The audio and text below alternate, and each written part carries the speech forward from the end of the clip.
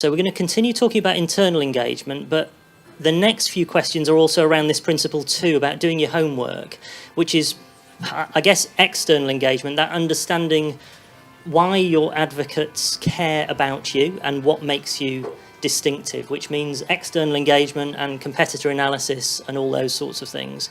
So Maddie, you'll remember that we began the project with an extended listening phase. We did. Could you tell us a little bit about the scale and scope and the methodologies employed in that phase?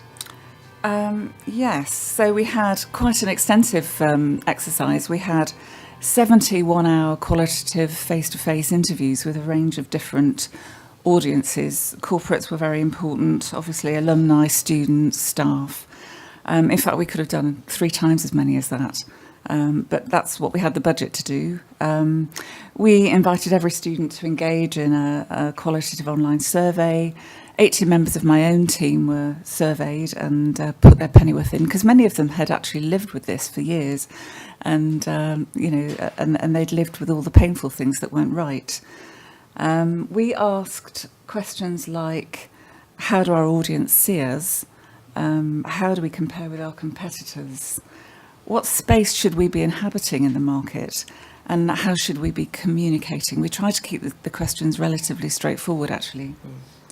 And what we were after there was to draw almost a mental map of the competitive environment that your stakeholders, your partners, your staff, your students had in their heads. So rather than it being a desk-based exercise, which can be quite abstract and not always give you a real idea of what the world is thinking, we were only interested in drawing the maps inside people's heads, which gave us some quite different answers. And then the main findings of the research phase. Yeah, in many ways this wasn't surprising to us, because in our earlier sort of navel gazing, we'd come up with these things that were important to us, and really this exercise confirmed that, gave us a lot of confidence. One of the key findings was that we were very much less confident as a university internally than our stakeholders were with us externally, and that was a huge sobering moment actually, that we had to really take the initiative and step forward and be brave about it. But what we found was that, this is Ollie's phrase actually that we've kind of picked up on, more Edison than Einstein. I'm not going to take credit for that, actually. It was one of your senior exec. Oh, was it? Yeah, it was. Oh, which one? Never mind. I can't remember. That we're about applied, very real-world research. That's very important to us. We're very, very close to industry, exclusively postgraduate.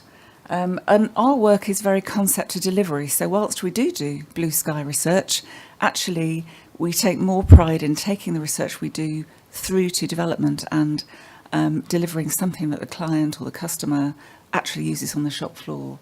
So we're very practical in that sense. And we have some unique technical facilities, near industrial facilities, at our 300-acre site.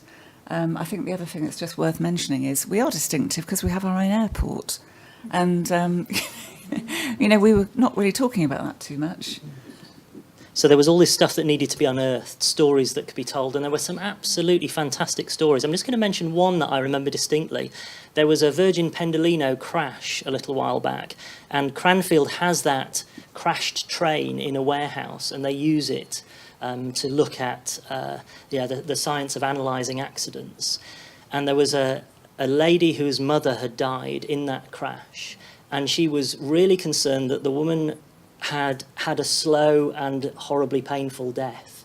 And Cranfield were able to model the last seconds of what would have happened in the carriage where she was sitting and reassure this woman that the death was instantaneous.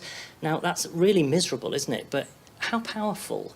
And there were these sorts of stories that we kept hearing from different people, that people would bring Formula One cars and crash test them in a warehouse over there, but it was top secret and you couldn't go inside it. That there was a huge Airbus that would, not an Airbus, I can't remember what the plane was, that would go up and read the weather every day that had been donated by British Airways. Incredible stories that needed to be exposed. A 737, there you go. I'm not a plane nerd, I'm afraid. I do apologise. Not that you are, Maddie, either. Okay.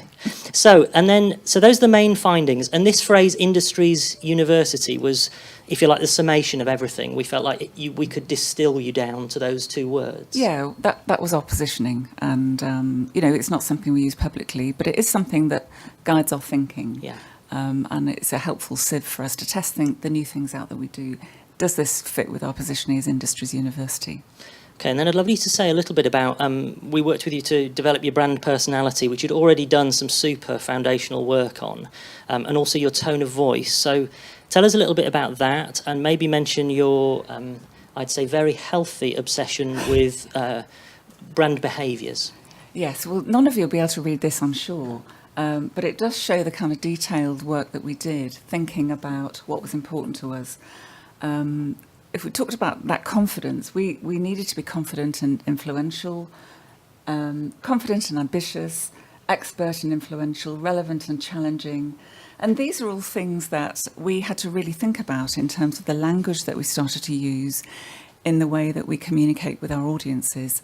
And actually, many of our key messages have been through a filter of thinking about these things. Are these key messages actually conveying these behaviours at all or not? So it was an important foundational piece of work where we thought, okay, this is the way we communicate to the outside world, but how about the way we behave internally?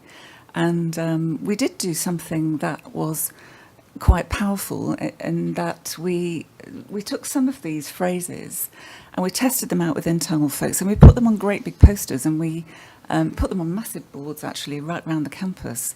And we didn't comment on them at all. We just didn't make a mention. They were very brightly coloured, and it was quite interesting to see the curiosity that people had around the campus to what these meant. And gradually we began to explain that these were the sorts of values that were surfacing from the research work that were important to us. And quite quickly you could hear people inside the organisation using these. Oh, we can't do that. That's not very innovative and enterprising. Or, yeah, we're agile and responsive, so we'll do that. And it's funny how quickly it became part of our behaviour, which is the thing that I was a bit anal about, I have to say. Because for me, a brand is the brand experience, not the pictures. I mean, that's a symbol for the brand that you have, but the brand experience is absolutely everything. It's the promise that you're making to everybody who touches your organisation. And you've got to convey that through every single touch point, whether that's a personal interaction or a learning experience or a bit of collateral. And I can't agree with that enough. I think it's really interesting. We've shown you loads of work already, and this is all entirely pre-visual identity, but some real behaviour changing, organisation shaping work that was going on at this point.